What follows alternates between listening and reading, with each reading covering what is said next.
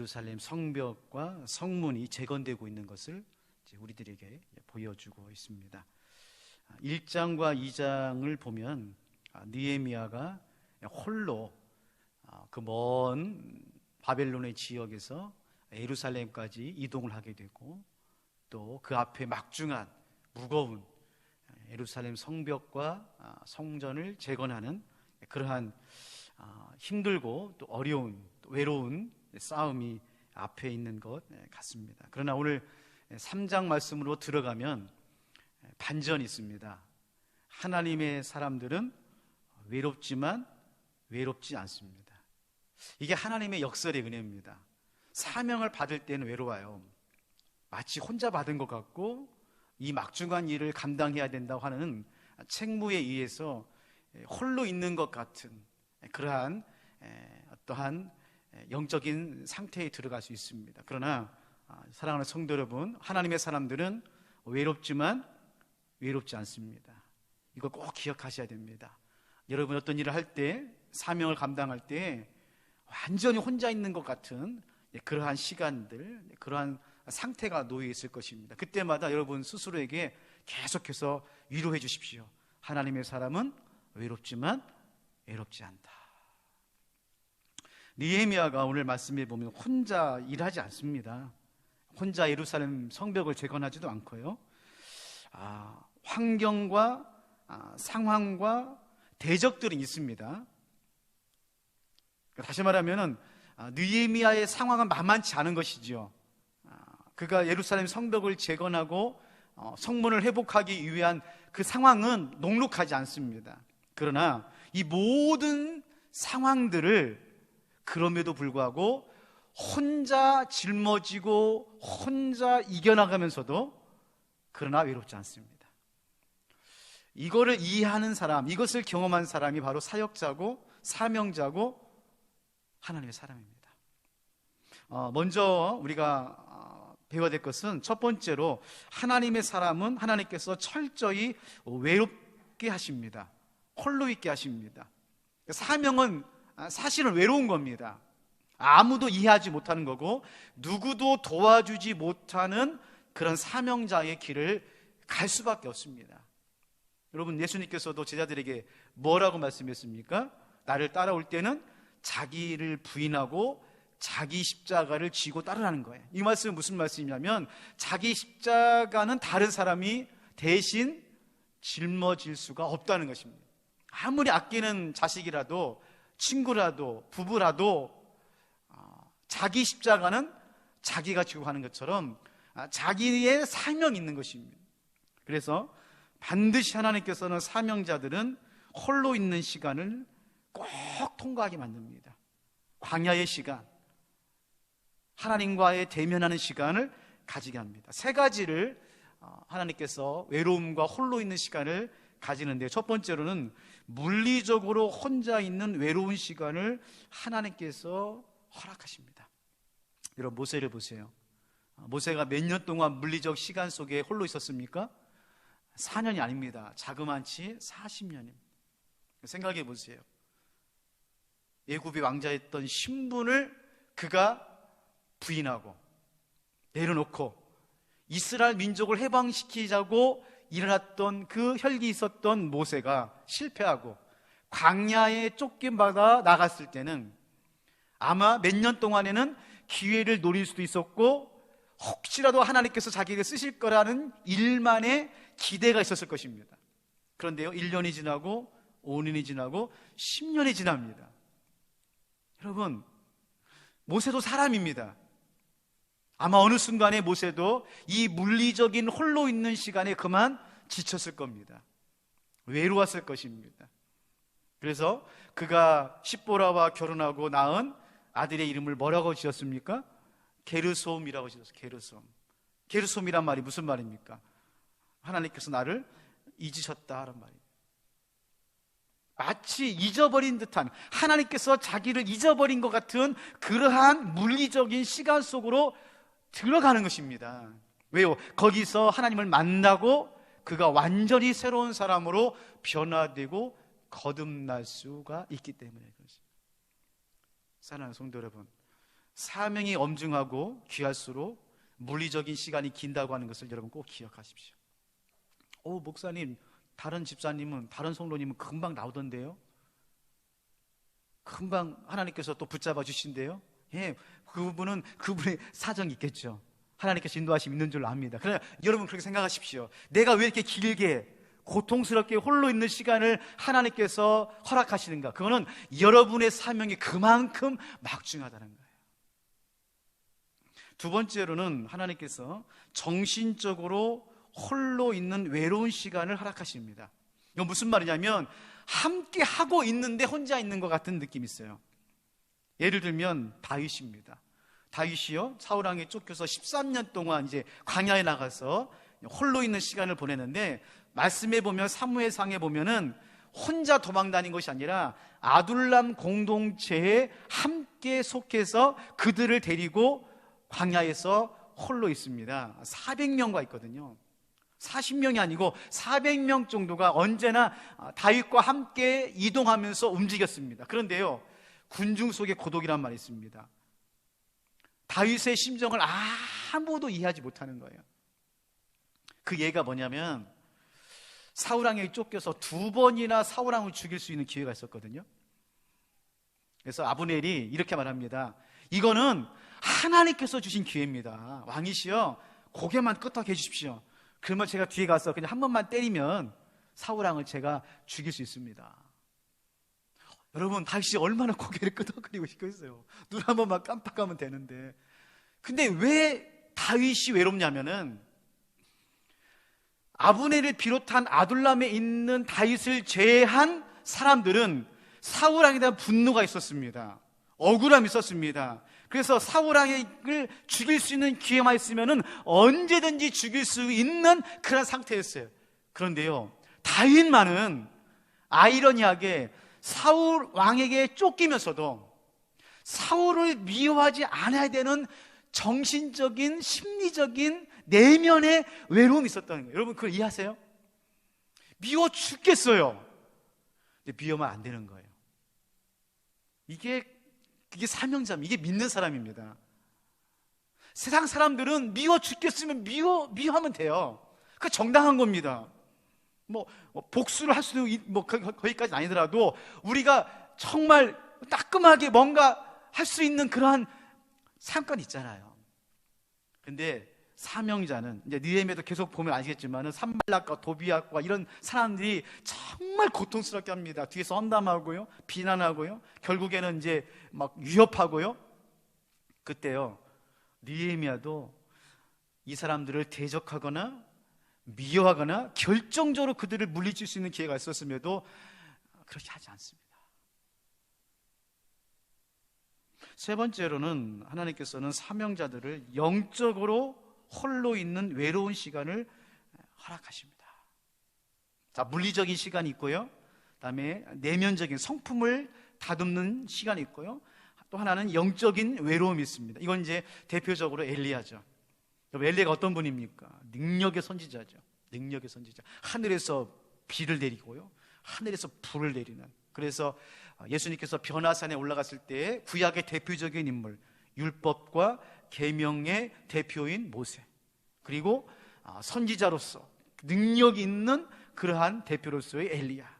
그만큼 엘리야는 뛰어난 능력을 가지고 있었는데, 하나님께서 그 엘리야를 다른 차원으로 쓰시기 위해서, 무슨 말이냐면 비가 내리고 불을 내릴 때 능력의 선지자였던 엘리야는 예루살렘, 유다 지역에서만 혼자 사역했던 사람이었어요.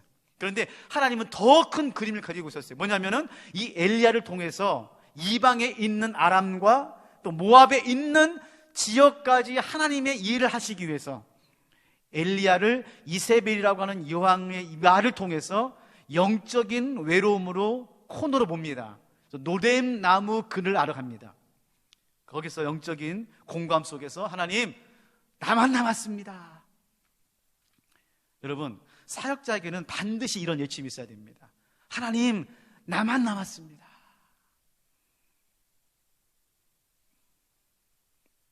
하나님의 사람들은 노뎀나무가 있어야 돼요. 노뎀나무. 여러분의 마음에 노뎀나무, 영적인 아픔, 상처, 외로움, 고독, 홀로 있음에 영적인 노뎀나무가 있어야 됩니다. 거기서 그렇게 외쳐야 됩니다. 하나님, 나만 남았습니다. 나만 남았습니다. 아마 우리 새벽 수요 기도에 나오신 분들 중에서도 그런 경험이 있을 거고, 또 그렇게 경험하고 계신 분도 계실 거예요. 하나님, 우리 가정에 나만 남았습니다.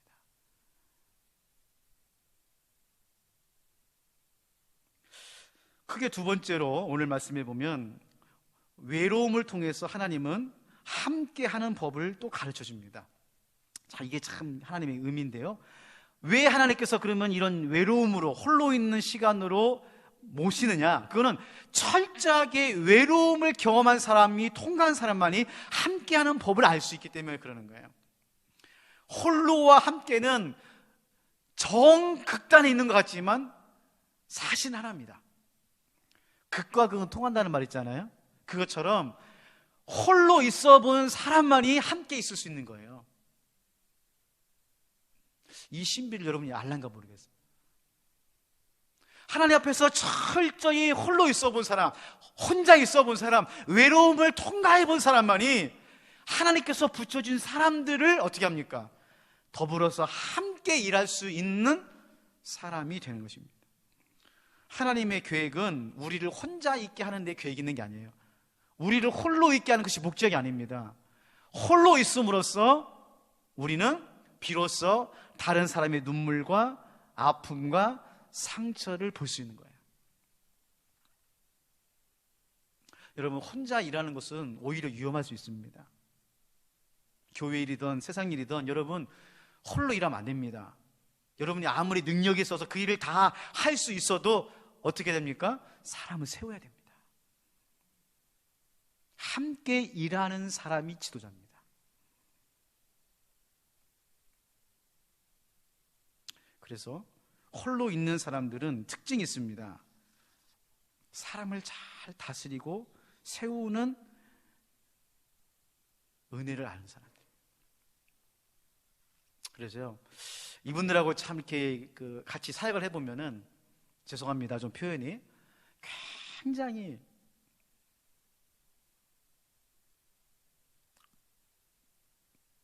듣기 좋은 말을 합니다. 세워주는 말을 합니다. 그러니까 이분하고 같이 일을 하고 있으면은 괜히 나도 뭔가 잘하고 있는 것 같은 그런 느낌이 들어가요. 자, 오늘 보세요. 1절 말씀입니다.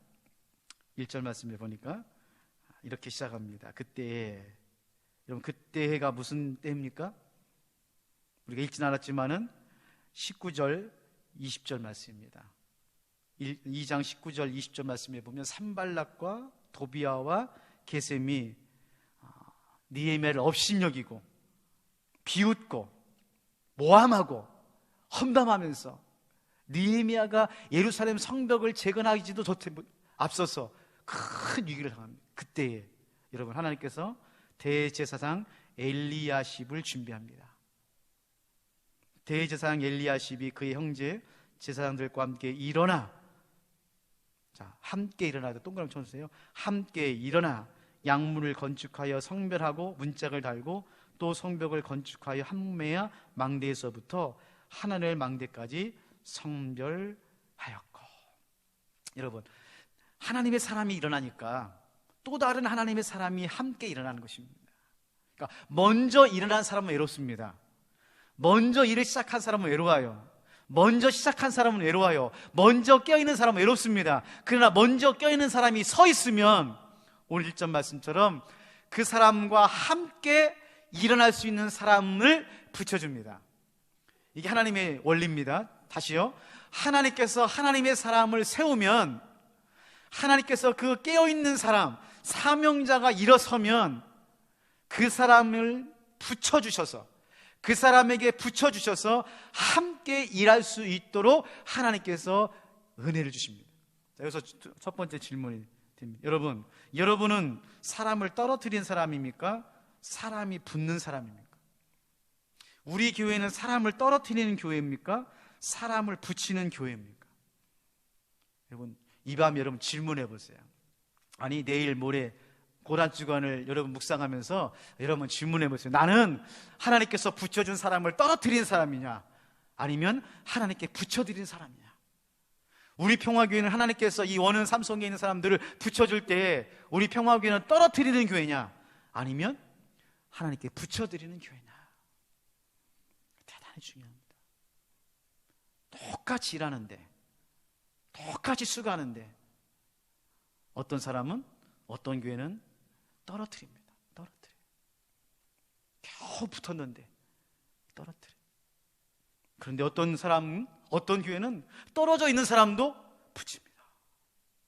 저는 우리 평화교회가 여러분들이 하나님께서 보내주신 사람들을 붙여드리는 그러한 통로가 되었으면 좋겠습니다.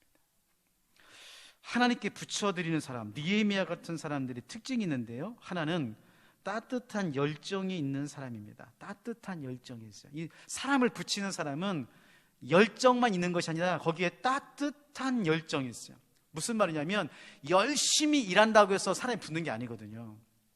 사람이 붙기 위해서는 따뜻함이 있어야 됩니다. 따뜻함, 부드러움.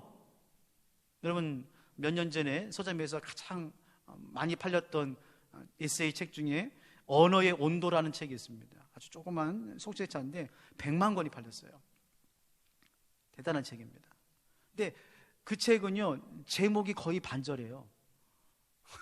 내용도 참 좋지만은 제목을 참 잘 정했어요. 언어의 온도, 언어의 온도가 있다는 거야. 그 저자가 살아보니까 언어에는 온도가 있다. 그래서 어떤 사람은 그 언어가 따뜻해요. 온화해요. 그래서 그 사람과 대화를 하고 그 사람과 이야기를 나누면은 마음이 따뜻해져요. 부드러워져요. 온화해요. 편안해요. 근데 어떤 사람은 그 언어에 냉기가 있어요. 차가워요. 그 사람을 만나면 썰렁합니다. 긴장이 돼요. 어려워요. 여러분, 따뜻하게 말하는 법을 배우셔야 됩니다. 같은 말이라도 어떻게 말하느냐에 따라서 붙기도 하고 떨어지기도 하는 거예요. 특별히 교회는 참 말을 많이 하는 곳입니다. 말을 많이 하는 곳이에요. 교회처럼 말이 많은 곳이 없어요. 여러분, 교회에서, 우리 평화교회에서 기도할 때 하나님, 우리 평화교회는 언어의 온도가 따뜻한 교회가 되게 해주십시오. 목사나 장로님들이나 이 교회 리더들, 순장님들이 정말 순원들을 볼 때, 우리 성도님들을 볼 때, 우리 아이들을 볼 때 따뜻한 말, 온화한 말.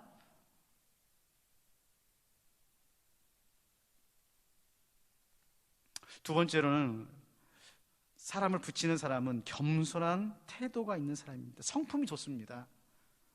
능력보다는 성품이 사람을 붙입니다.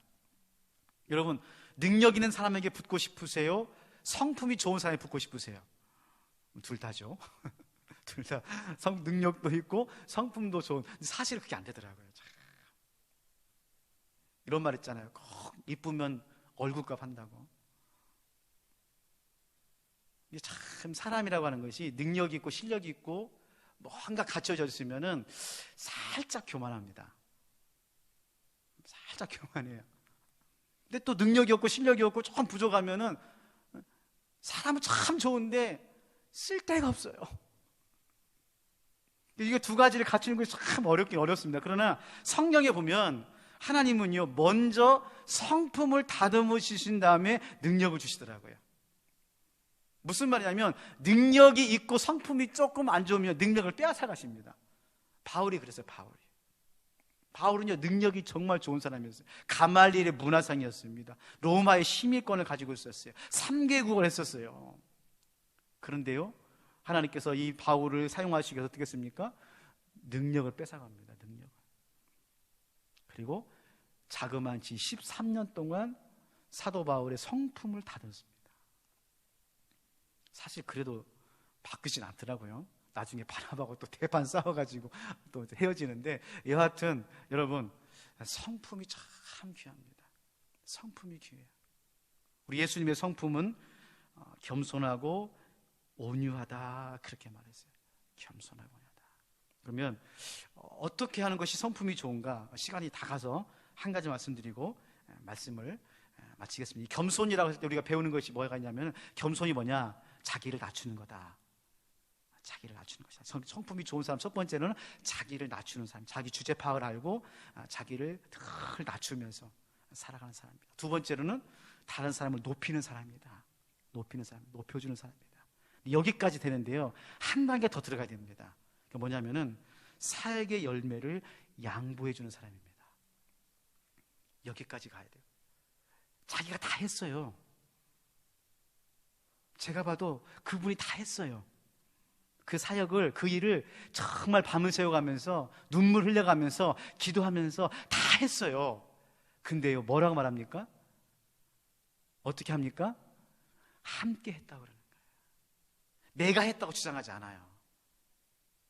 내가 했다고 주장하지 않고 함께 했다고 그럽니다. 더 나아가서는 그 순에서, 그 여전도회에서, 그 구역에서, 그 부서에서 우리 총무님이 했었다고, 우리 서기가 했다고, 우리 성도님이 했다고, 우리 순원이 했다고 그 사역의 열매를 양보하는 거예요.